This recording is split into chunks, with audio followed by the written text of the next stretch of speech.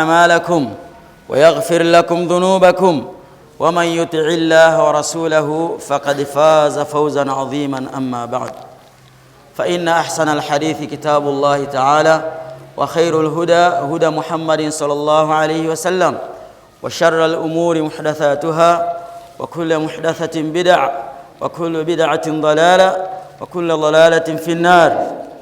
اللهم إنا نعوذ بك من أن نكون من أصحاب النار. Ndugu zanguni katika iman, awalan kabla yote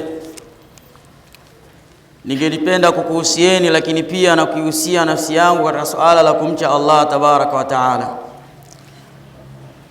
Hakika suala la kumcha Allah tabaraka wa taala, yeye mwenyewe Allah subhanahu wa taala amelizungumzia katika suratu Nisa aya 131 aliposema, walaqad wassayna alladhina utul kitaba min qablikum, hakika tuliwahusia wale ambao wamepewa kitabu kabla yenu nyinyi, wa iyyakum, lakini pia na nyinyi usia ndio huo huo, anittaqullaha, kwamba mumche Allah tabaraka wa taala.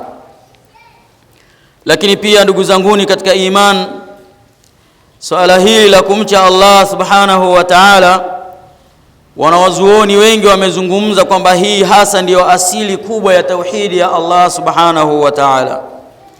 Lakini pia katika kumcha Allah subhanahu wa ta'ala ndiyo msingi mkubwa wa tauhidi ambao ndio unamfanya mtu aonekane kwamba yupo katika mwongozo wa mujibu wa kitabu lakini na sunna za Mtume sallallahu alayhi wasallam. Na hili unaweza ukalifuatilia kwa ukaribu zaidi ukienda katika suratu Shuara. Nabii Nuh alayhi salamu aliwaambia watu wake kwa mujibu wa maneno Allah tabaraka wa taala alivyoyanukuu, kadhaba qaumi nuhin almursalin, walipinga watu wa Nuhi kuwapinga mitume wa Allah tabaraka wa taala. Lakini Nabii Nuh alayhi salamu aliwaambia katika kuelekeza, ala tattaqun, kwa nini nyinyi hamumchi Allah tabaraka wa taala? Mbona hamuonyeshi takwa kwa Allah tabaraka wa taala? Kwa hivyo ukifuatishia katika mdororo wa namna ambavyo Allah tabaraka wa taala anatuhusia sisi tumche Allah tabaraka wa taala, lakini utakuta katika aya 105 mpaka 106 ya suratu Shuara, lakini pia 141 mpaka 142, lakini pia ukiingia aya 176 mpaka na 77, katika maeneo yote hayo Allah tabaraka wa taala amekuwa anahusia zaidi katika kumcha yeye Allah tabaraka wa taala. Ndugu zanguni katika iman, leo tukiwa katika siku yetu ya Ijumaa, ujumbe ambao tuko nao leo ni at-tahdhiru min al-bukhli, tahadhari ndugu zanguni katika iman kutokana na ubakhili. Ndugu zanguni katika iman, ukizungumzia mara nyingi masala ya ubakhili, pengine kuna mtu anaweza akasema yule anayezungumza anapiga chapua, labda kuna kitu anahitaji watu waongeze ili aweze kupata walau chochote. Sababu inajulikana mara nyingi sana wale waalimu wa kidini wanakuwa maisha yao ni ya kawaida sana. Kwa hivyo mtu akaja na fikra kwamba pengine kuzungumza kule lengo ni kwamba aweze kupata chochote, au labda pengine anazungumza kwa sababu sadaka zimepungua katika misikiti, au labda pengine anazungumza kwa lengo la kwamba aonekane kwamba ni mzungumzaji sana.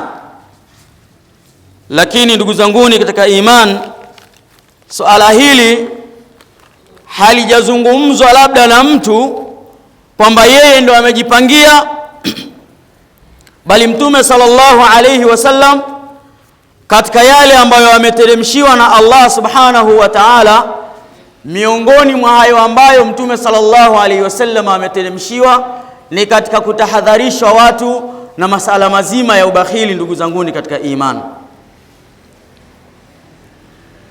Allah subhanahu wa ta'ala anasema katika suratu Ali Imran wala yahsabanna alladhina yabkhaluna bima atahum Allahu min fadlihi, wala wasidhani wale ambao wanafanya ubakhili kutokana na fadhila ambazo Allah tabaraka wa taala amewafadhilishia wao. Maana yake hapa tayari unaona kwamba Allah tabaraka wa taala yeye mwenyewe anafahamu kwamba madhara gani yanapatikana kutokana na hali ya ubakhili. Kwa hivyo Allah anasema watu wasidhanie wale ambao wanafanya ubakhili kutokana na zile fadhila ambazo Allah tabaraka wa taala amewapa, kwamba wakahesabu kwamba hilo la kufanya ubakhili huwa khairan lahum, kwamba hilo sala la kufanya ubakhili ni kheri kwa wao. Maana yake ni kheri kivipi? Kwamba labda nikizuia mali yangu itazidi kuwa nyingi sana, au nikizuia kutoa mimi, basi mtaa huu hakuna mtu ataonekana kwamba mimi nina uwezo kuliko mimi, kwamba nani ana uwezo kuliko mimi. Allah tabaraka wa taala anasema hiyo sio kheri katika kuzuia, bal huwa sharrun lahum, bali swala hilo la ubakhili ni shari kwa wao. Allah tabaraka wa taala anazungumza swala la ubakhili kwamba ni shari kwa wale ambao wanazuia, kwa sababu madhara ambayo yatapatikana kwa wao, miongoni mwa madhara, sayutawakuna ma bakhilu bihi yawma alqiyama, watavishwa kongwa siku ya kiyama, wavalishwe zile mali ambazo walikuwa wakizifanyia ubakhili. Baadhi ya wanawazuoni wanasema katika aya hii kwamba miongoni mwa adhabu ambazo watu watapewa siku ya kiyama kutokana na ubakhili ni kwamba mtu atafungwa licheni kubwa katika shingo yake, halafu kisha zile mali zote ambazo yeye alikuwa akizimiliki zitawekwa nyuma yake. Maana yake ile cheni itaunganishwa na zile mali, halafu yeye atakalifishwa aweze kuzivuta, kuzitoa eneo moja kuzipeleka eneo jingine. Na hii ndiyo binadamu namna tunavyoishi, na ndivyo namna tulivyo. Hakuna ambaye anahitaji awe abaki na kitu kichache. Kila mtu anapiga hesabu za mbali, lakini katika vitu ambavyo vinamfanya mtu apige hesabu za mbali ni pale atakapojinasibu kwamba pengine nikitoa chochote katika mali yangu inawezekana nikawa ninamaliza mali zangu bila kujijua. Kwa hivyo ni kwamba Allah subhanahu wa ta'ala anasema watatwikwa wale ambao wamefanya ubakhili zile mali ambazo wamezifanyia ubakhili siku ya kiyama. Ndivyo wanawazuoni wakasema miongoni mwa adhabu ambazo watu watapewa ni pale mtu itakapofungwa cheni mali yake. Mithili ya mtu unaambiwa gari tani 10 iwe imezimwa, halafu unaambiwa mtu mmoja uisukume itoke eneo moja kwenda eneo jingine. Kwa hivyo ndugu zanguni katika iman, ili tuweze kuepukana na adhabu za namna hii lazima tubadilike. Lakini wanawazuoni pia vile vile wakazungumza katika aya hii wakasema miongoni mwa fadhila za Allah tabaraka wa taala ni pale Allah atakapokujalia wewe ukawa una mali. Kwa hivyo lazima ukijaliwa na Allah mali ambayo uko nayo, mali ni kitu chochote kile, maana yake kwamba kila kile ambacho huwezi ukazikwa nacho katika kaburi, hicho kinahesabika kwamba ni mali kwako wewe. Maana mtu anaweza akasema pengine niwe na milioni 5, milioni 1, 300,000, 400,000, lakini uhalisia ni kwamba kila kile ambacho huwezi kuingizwa nacho katika kaburi itakuwa ni mali kwako wewe. Mfano ukiwa una pengine kanzu 2 ama 3, lakini unaamini kwamba mwenzangu hana hata ile moja ya kuvaa, hiyo suruali yake ambayo anavaa pia ni mtihani, ukatoa moja ukampa mwingine, tayari wewe umeepukana na njia za ubakhili, na wala huhesabiki kwamba wewe uko katika njia za ubakhili. Maana yake ni kwamba hata ile siku unazikwa huwezi ukazikwa na kanzu 2 ama 3, maana yake moja ni ya kwako, lakini 2 ndio mali zako ambazo wewe unazo. Kama kuna haja ya kuzikia, basi itachukuliwa kanzu moja pengine ikatengenezwa kama sanda ukazikiwa, lakini hivi vilivyobaki vyote vinahakikwa ni mali kwako wewe. Ndugu zanguni katika iman, miongoni mwa ambavyo wamevitaja pia wanawazuoni wakasema waljahi, vyeo. Leo ndugu zanguni katika iman, unaweza ukamkuta mtu pengine labda amepata cheo fulani, iwe ni serikalini, iwe ni katika mtaa, watu wamemwamini. Pale mtakapoenda kuhitaji shida zenu kwake yeye, anakuwa ndio wa kwanza kujificha, hataki kusikiliza kitu gani ambacho nyinyi mnamueleza. Hii ni katika ufanya ubakhili katika cheo. Kwa hivyo huyu naye anahesabiwa kwamba ni miongoni mwa watu ambao wamefanya ubakhili mbele za Allah subhanahu wa ta'ala. Lakini pia wakasema miongoni mwa mambo ya kufanya ubakhili wala ilmi, ni pale mtu atakapokuwa amejaaliwa na Allah ilmu. Sasa iwe ni elimu ya udaktari, iwe ni elimu ya jiografia, iwe ni elimu yoyote ile ambayo wewe unaifahamu, iwe ni elimu ya kidini, utakapokaa nyuma ukaacha kuwa mstari wa mbele katika kuiendeleza elimu ya kutambulika Allah tabaraka wa taala, na wewe pia mbele ya Allah unahesabika kwamba umefanya ubakhili. Ndugu zanguni katika iman, yamezungumzwa mambo mengi, lakini kwamba mambo ambayo yanahusiana na ubakhili ni mengi. Tunao mpaka mafundi ambao ni wa ujenzi. Ikitolewa tenda ya kujenga msikiti hapa, anaamini kwamba mashehe hawalipi hela nyingi, basi fundi anakalia nyuma kule. Jamani, fundi ni nani hapa? Hanyooshe hata mkono, kwa sababu anaamini itakapotokea mimi nimenyanyua mkono na nikahusishwa na tenda ya ujenzi wa msikiti, basi malipo yangu pale ambapo yule kandarasi mkubwa analipwa 200,000, mashehe wataniambia chukua 50,000 kwa ajili ya Allah. Yaani neno kwa ajili ya Allah ndio linakuwa linamkwaza yeye, kwa hivyo anaamua kukaa nyuma. Kwa hivyo huyu naye anahesabika pia vile vile amefanya ubakhili katika kile ambacho yeye amekifahamu, kwa sababu endapo ataelezwa, ataambiwa basi wewe toa fedha kwa ajili ya kujenga msikiti, au malipo ya huyo fundi ambaye tunamuita, hana uwezo.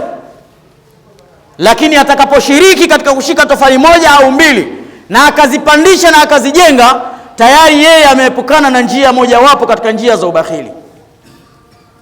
Ndugu zanguni katika iman, Mtume sallallahu alayhi wasallama anasema la yajtami'u shuhun wal iman fi qalbi rajulin muslim.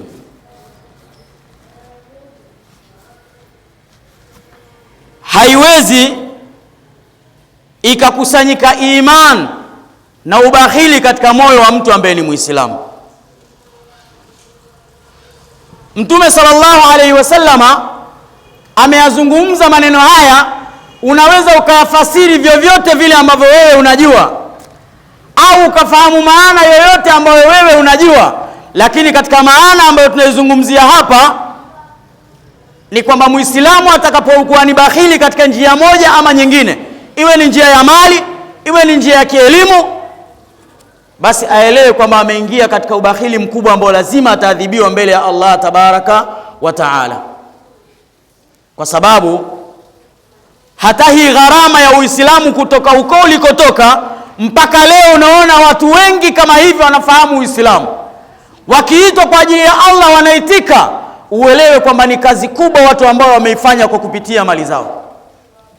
Hata Mtume sallallahu alaihi wasallam alitoka Maka kwenda mpaka Taif. Kwa hivyo na sisi pia unaweza ukatoka hapa kwenda labda mkoa mwingine, ukaenda Dar es Salaam, ukaenda Mwanza, ukaenda kokote, hata mpaka nchi nyingine, kutokana na uwezo wako. Uelewe kwamba ulilolifanya wewe ni moja katika vitu ambavyo wewe umeepukana na kutajwa katika hadithi ya Mtume sallallahu alaihi wasallam. Ndugu zanguni katika iman, Mtume sallallahu alaihi wasallam, miongoni mwa maisha ambayo alikuwa akionekana, kana yasta'idhu billahi min. Mtume sallallahu alaihi wasallam katika muda wake mwingi alikuwa yeye akitaka ulinzi kwa Allah asije akafitinishwa na hali ya ubakhili katika moyo wake. Fi kulli salatin qabla an yusallima, katika kila swala kabla ya kutoa salamu Mtume sallallahu alaihi wasallama alikuwa akitaka hifadha kwa Allah, akimuomba Allah amnusuru kutokana na ubakhili. Na hii ni hadithi iliyopokewa kutoka kwa Sa'd bin Abi Waqqas radhiyallahu anhu anna sallallahu alayhi